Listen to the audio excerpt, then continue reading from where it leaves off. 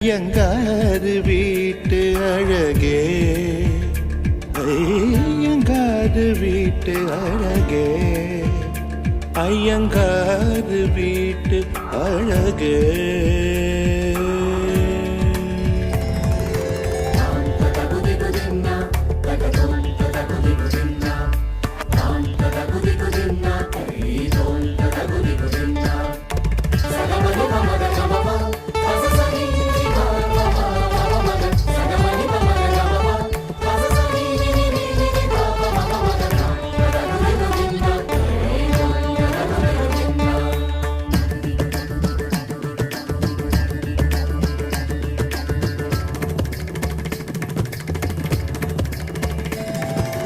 மகரந்த பொடிகளை எடுத்து அதில் மஞ்சள் தங்கம் கொஞ்சம் இட்டு இடித்து